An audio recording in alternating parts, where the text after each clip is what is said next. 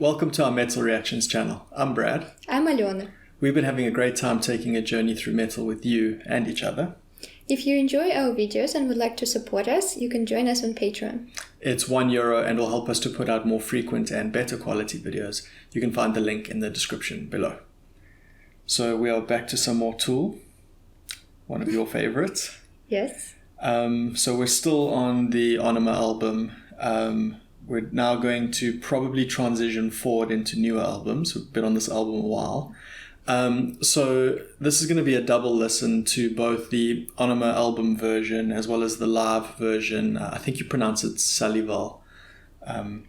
So the comments were very split between which is the better version to do. So we decided to hedge our bets and just do both.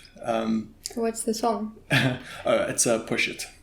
Okay. So now we'll probably just do the Ænima version and then do a full discussion on it, and then we'll listen to the live version afterwards and then have a discussion on that.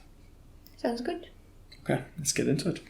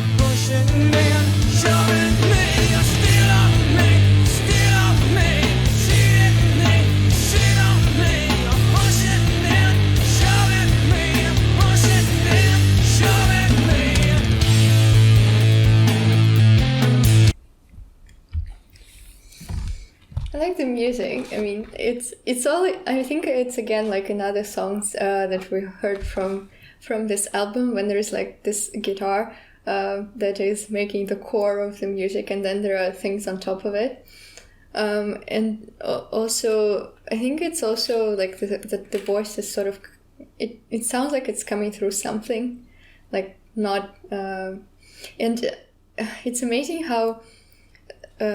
Like this movement in the song, like this resistance and movement that's in the lyrics, that it's so well depicted with the voice. Like he makes this effort to pronounce words, and you can like physically feel like this resistance, and also because of this guitar, it kind of feels vibrating all the time, which also like creates this I don't know, it's like almost physical sensation coming from the music.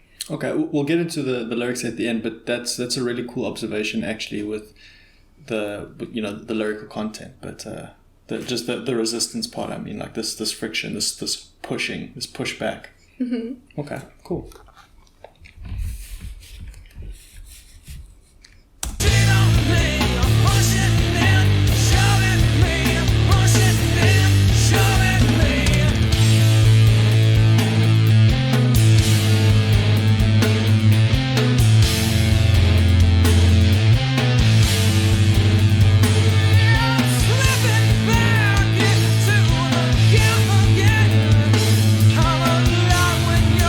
Touch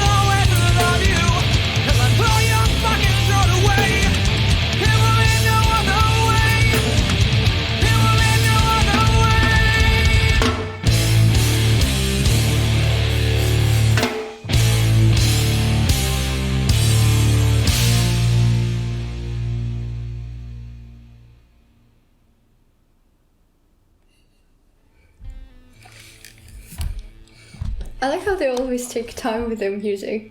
Like most of the music bands, so they have a song, so they have certain like some parts of the song, the verses that are specific size, and then you have the chorus that is specific size, and then you just put them all together and it's all like mathematically even and nice.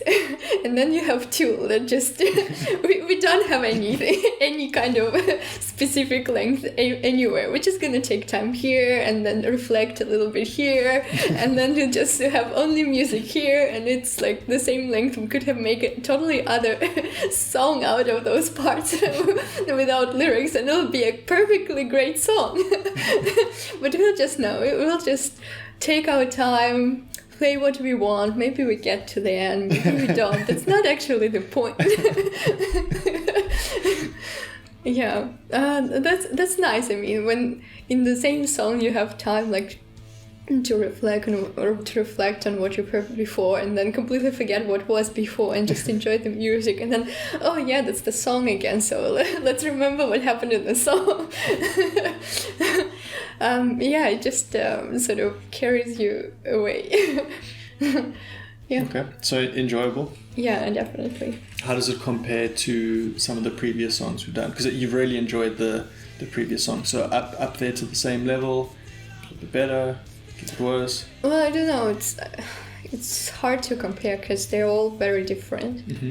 Even like maybe they use sometimes like a little bit the same type of expression, but it's just all completely redone the other way around. And obviously the song is quite different, and yeah, it makes me feel different things. So I wouldn't compare.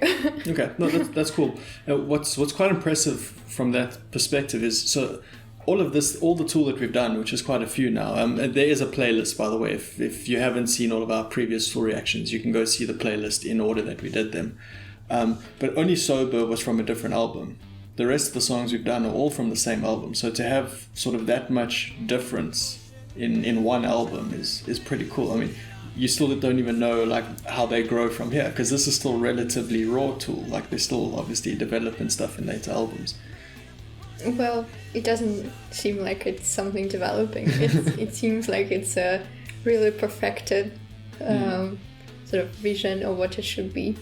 Well, I would say that maybe in those songs that we've heard, there is kind of this oriental motif in the core part of the music, which I do quite like. Okay.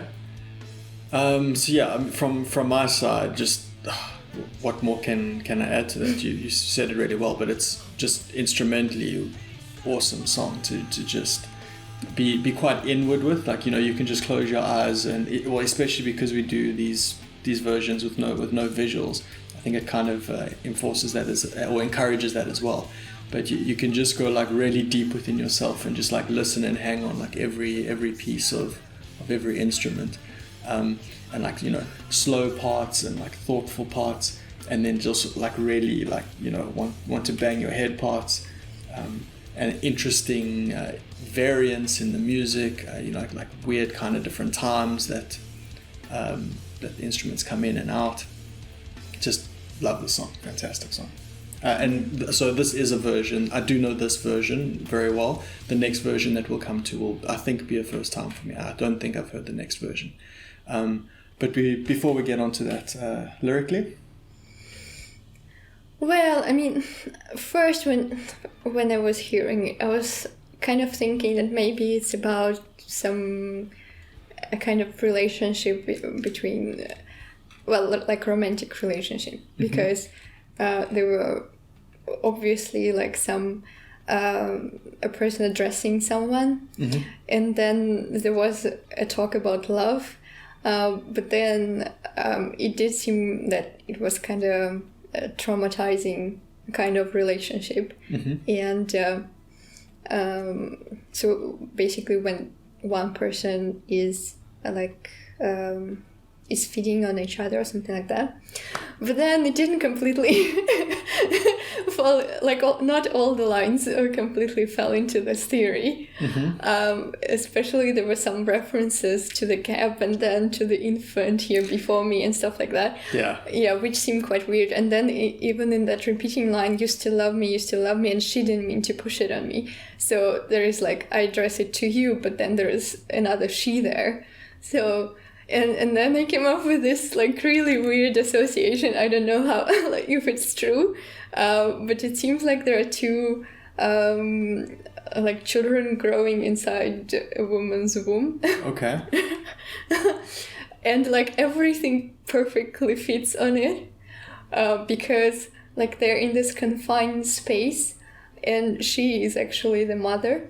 Well, I mean, if we literally take all the lyrics of the song, well, I suppose it's still a metaphor, but the metaphor of two twins that are still not born, and then it just, I don't know, it fits, even though it sounds super weird.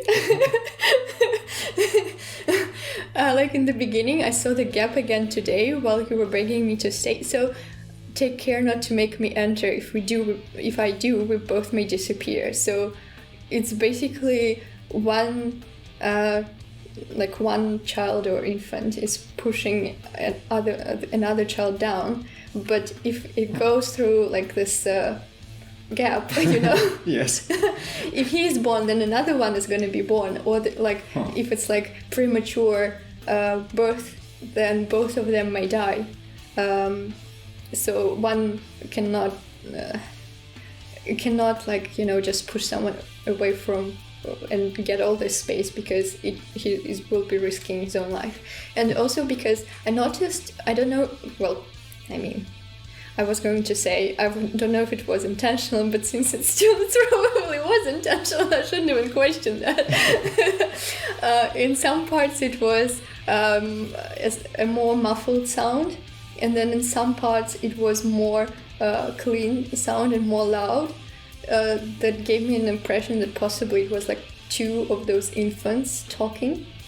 And then in the end, I don't even know who sort of won this battle, because basically this whole song is this fight between them for space and for love and to survive.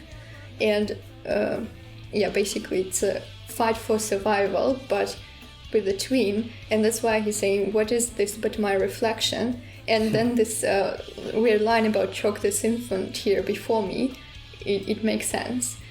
I mean, and as far as I know, there's this kind of medical phenomena when they're like twins, one can technically like kill each other by consume the other. Consume the other, because he would be like consuming all the resources, and the other one would just not get any. So it seemed to me that in this song, like it's a metaphor for this situation. And then all those things like I'm slipping back into the gap again. I'm alive when you are touching me, alive when you're shoving me down. But this can also be like a mother touching, you know, from outside. And then I think in the song it's kind of, they're moving constantly. So they're in constant movement, and it's not just one pushing another, it's both of them. They're just moving and pushing on top, getting on top and then pushing down. And then I was thinking about this Pushit because it's spelled as one word. So it's probably like push and shit. Yeah, you got it. So when one is on top, so basically the other one is down, you know. Okay. And because they're constantly in this movement, they are always somewhere I don't want to be, and it's just a cycle. They just movement to movement. But in the end, one of them does that and kills the other one. And there's this. So they're basically infants, but in the songs they both already like have conscience, and they already know what love is and what death is, and basically you have like already people, and there is this conflict between loving someone and fighting for your own life with that someone who you love, which is, and in this context, so the survival, the will to survive wins, and he has to kill another one. Okay, that's super interesting interpretation. I can't say I thought of that at all, but it might just work. So I very much do feel this is a relationship, a romantic relationship. But that metaphor, a lot of the things you were saying within that metaphor, I think do still work. Because I think it's a relationship that isn't working out. I think, I'm undecided as to whether this is like a one-sided complaint over, the other person is the problem, or, the other person is the one who's in the wrong, versus acknowledging that we're both in the wrong, we're both trying to one-up each other or get the better of each other. Parts of the song I feel one way, parts of the song I feel the other. But it's certainly... Well, I'm more inclined to think that it's actually just like a one-sided thing, because it's you're pushing and shoving me. Is most of the song is centered around what the other person is doing to me, and that person, I suppose, trying to push me around or not listening to me, always getting their way, something like that. The infant parts are a bit weird. I mean, clearly metaphor. Pretty sure he doesn't mean that literally, but I'm sort of just taking that to mean the relationship, So it's ending with basically I just need to end this relationship because it will end no other way. We may as well just call quits because there's no resolution for this. That's sort of how I'm reading it, but it's a super cool interpretation that you have. The gap. That you were referring to there, I was thinking the gap to be some sort of space between two parties in the relationship, like a divide, either like a wall, a barrier, or like a gap could be even sort of like not an intellectual gap, but a connection gap, a gap of understanding between each other. Well, actually, when I was thinking about the relationship interpretation of this, I thought that the gap would be like the way out that the guy sees. Yeah. So he's constantly like seeing this door out, but then she pulls him back all the time. But then it sort of opens again, and then it puts him back. But and then this phrase like "you still love me, you still love me." She didn't mean to push it on me. It's him talking to himself and trying to explain her actions or something like that. Right. Because so like self-reflection, and that's why it's she instead of you. Yeah. Okay, cool. I did actually have that thought as well with the gap, but thanks for reminding me. I forgot to bring that point up. But yeah, I think both work, either work or maybe even both. It could even be written with like dual meaning or something like that. Yeah, I mean, even if you look at those like infants theory sort of, and then this can also be like two parts within one person, and also like trying to, like coexisting, like two kind of mindset, two personalities within one person, and then one squeezes another out, and then this thing about if I do, we both may disappear. So the gap. I mean, with Tool, I think there are just so many explanations that you can find, because you can see that you can, for example, say that it's kind of a split personality, and then a way out would be. I don't know, taking our own life, for example, and then obviously both parts, sort of both personalities will suffer from that, and also this sort of association with confined space and like minimized movements, and one constantly fighting each other, it also does make sense. Okay, so basically, if we're talking about like the two twins, you could either see it as the two twins being each person in the relationship, or you could see it as being one person, but the two voices in the head within that one person. That's pretty cool. You got two potential ways to look at it. Yeah, and like in the previous songs, we also saw this like image of a person fighting a shadow or something like that. I mean, we can also interpret it in the way of a person fighting a shadow, and then only one wins. Remember that song 46 and 2, where in the end he had to go step into the shadow, and he still sees in like this 46 and 2 in front of him. So why not interpret it in this way? But this one is like already the transformation is complete, and one won. One of them. We don't know which one though. Okay. Cool. I think that's it from my side. Unless you've got anything else to add, we can move on to the live version. Yeah, I think like with Tool, what I like is the intensity of music, of lyrics, everything combined. Yeah. Okay, let's hear another one. Cool. We've been trying something a little different this tour. We've been looking at one of our songs from a different angle, under a different light, so we can hopefully kind of see it almost for the first time. We'd like to try that for you tonight. Is that okay?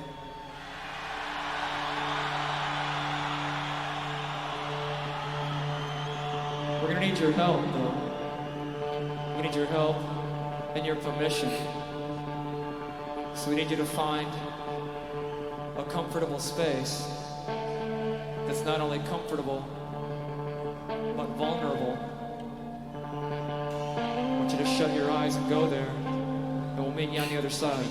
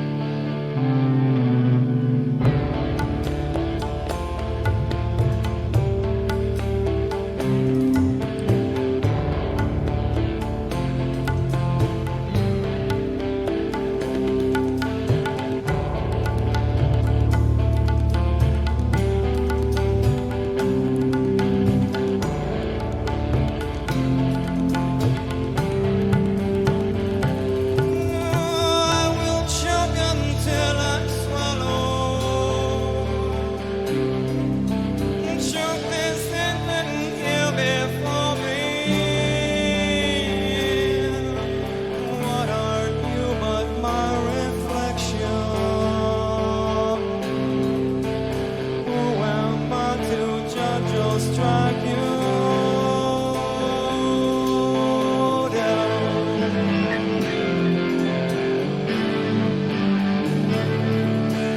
Who am I to judge or strike you down?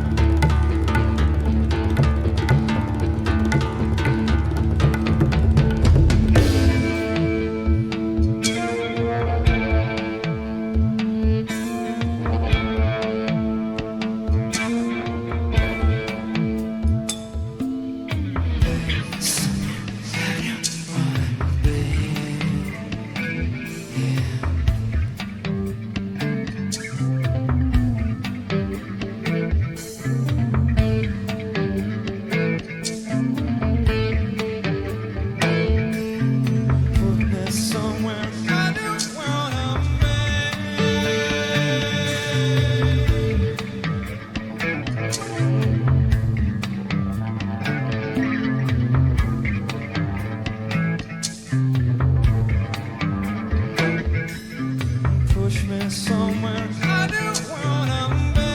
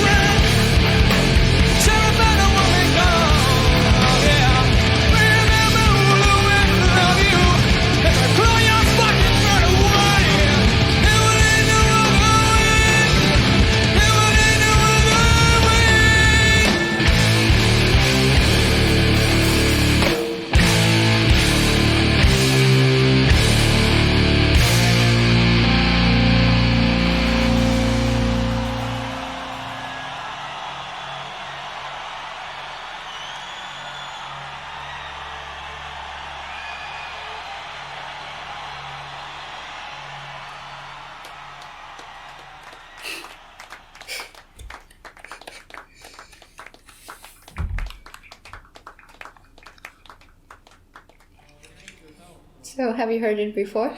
Nah, I'm pretty sure I haven't heard that version. What do you think? Different. Also very cool. If you thought they took their time on the last one, they definitely took their time on this one. And we just went, how long was that song? Like 13, 14 minutes, something like that, with no pauses. But luckily we'd done the other one first, so we didn't need to break it up. This one I felt had a lot more of that oriental sound. There was like really, really cool drumming. It sounded to me like oriental drumming type piece in the middle. That was very cool. I really don't know which one I prefer more. Like, they're both really, really good. I'm obviously more used to the other one, but still super, super cool. What about you? It seems like this one is more like hippie version. Because it feels like it's less heavy, at least at the like most part of the song until the end. So here they like gradually were increasing like the intensity in the volume, and it only got intense by the very end. While I think in the first version that we heard, it was pretty intense even at the beginning, like the beginning part. And I think if in this album version, I thought that there were some parts like in the more subtle voice, and then some parts in the more loud one. So here everything was like in one voice, like a monologue possibly. And I think there were like a slight change in lyrics, like when it was saying this repeated phrase about pushing and shoving me. So in the album version, as far as I remember, it was always like one person pushing and shoving, and here it's like you pushing me and I shove you back. I picked that up too. Yeah, so it's more like even. But in his monologue, when he said, like at the beginning, when he said find a place which is comfortable and vulnerable, like I immediately thought that it was, like a mother's womb. What else would you think about? Oh, okay. I was just thinking, like, to go into a vulnerable state, like an internal state within you. But it perfectly fits what you're saying. So yes, I also picked up the bit about now. In the first version, I was leading to it be more of a one-sided conversation. And in the beginning, he says something to the effect of, look at it from a different angle. Under a different light. So that's now making me feel like how, two sides to a story, if you can get one person's opinion on events and it can be from one side, but if you look at it from another angle, then there could be more grey in the conversation, more to say for how the other party saw things. I find the live version, so this and then Sober that we did, I find his vocals so much more impressive. It's not to say that they aren't impressive on the album versions, but as we've discussed, he like muffles the voice, or because of sort of artistic choice, is choosing to make the voice more restrained or more subdued or more like an instrument. And yeah, I feel like in the second version it's more improvised.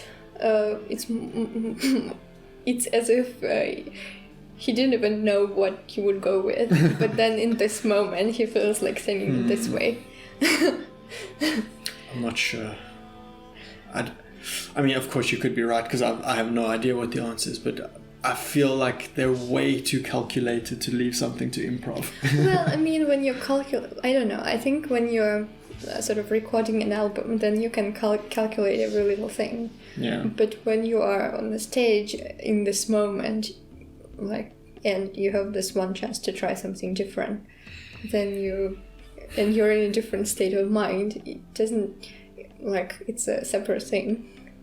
I suppose that there is an actual objective answer to this. Would be, this wouldn't have been a one and done. I mean, I'm sure they would have performed this version in many other times.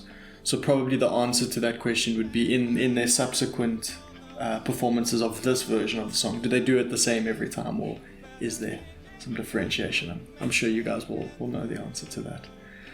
But yeah, so as I was saying, but with that clean, strong voice is so impressive. Like one of the best voices, one of my favorite voices for sure. The tone that he gets and the power he gets in his voice is just unbelievable. So I suppose from a vocal perspective, I prefer this version, although it may not be doing as much stylistically as the previous version, where you can add intentional layering with what you're doing with your voice, in terms of making it more restrained, or that friction you were talking about. You can get more of a sense of struggle in the album version, because here it is just that clean power. But yeah, I agree with the heaviness aspect, and so that maybe raises the question of what the second song does well, with it being lighter and building up to heavy rather than being heavy and then light and then heavy throughout the song, is this gives more of a sense of like a build-up of climax in a relationship. So when there's conflict in a relationship, more often than not, it's not just going to start with at 100, go from 0 to 100. Relationship tension is normally a build-up of something over a longer period of time. So in the beginning it can be small things that add up to bigger things and bigger things until eventually they snap. So the second song's way of going lighter and then progressively heavier probably symbolizes that in a relationship a bit better. I think I will still stick to my version of interpretation, and I would say that I prefer the first album one. It feels like more condensed, and because of that it's like more intense. It's just this feeling of more of intensity, which I feel like is like carried through the whole song, with all those like vibrations and struggle that you can feel. So I really, really enjoyed it in the first version. And also I think the song is like beyond just a relationship, although it definitely can be interpreted as a relationship. But if I was like the second version, because it like brings you into this sort of reflective state of mind, it immediately brought me to this thinking about this process of human birth, and that this is like this exploration of the human nature, when even at birth, like before even the human is born, there was already this choice between love and survival, and he already made this choice of survival unconsciously, being an infant, and like not even exploring, not even going in the outside world, being in this most comfortable place that he has ever been, and the choice is already made. The choice to survive by killing. Like almost, the choice has been made almost before you even are capable of choice. Yeah, so it's so natural to long for survival, and then it even denies, like, it talks about love like throughout the song, but then by the end it says that love cannot be fear, and then it even says, okay, that wasn't even love, because I fear the person so much that it can't be love. And it's a lot to think about, Yeah. And I think that the intensity of the instruments, it basically can also like depict this very like painful birth process of a human. Friction. Yeah. I mean, I think that's just so many layers here, and especially if we think about that Ænima is more about humanity in the whole, as a generalizing humanity, and if we think about this as a birth of humanity, then it kind of fits well with the album concept, I think. Okay, yeah, sure. I've just, when you were speaking, I went and just picked up a couple lines here that completely separate from what you were saying, but they were quite interesting to me. I'm not entirely sure what they mean, so I wanted to just give you what I was thinking and see what you think. So it's, rest your trigger on my finger, bang my head upon the fault line. So what I was getting from this is almost like the other party in the relationship like baiting you into conflict. So it's because you're resting your trigger on my finger, like, you know, you're making, like, you're setting me up to just cause conflict here, and then bang my head upon the fault line. So I'm thinking, like, you know, basically to cause an earthquake. You know, like the fault line that would cause an earthquake, right? Yeah. Okay. So I'm guessing I'm thinking it's just sort of like saying that you're baiting me or causing me to smash my head on this fault line that's going to make everything break apart. I don't know if you got anything from those two lines at all. Not really. I didn't think specifically on those two. That's okay. Maybe you guys out there can let me know what you think about those two. Just I don't know, for some reason those two lines just stick out for me. Okay. Anything else? No. Glad we did both versions. Yeah. Me too. I'm still sticking with the first one. Yeah. I can't actually settle on a favorite. I can sort of see the pros and cons, not cons per se, more like I can see what the two different versions are bringing to the table that are different from each other. I really, like...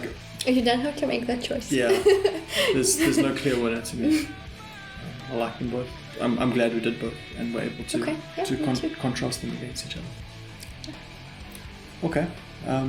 Thanks. I think I'll probably move on now to the next album. Is it Lateralis, I think?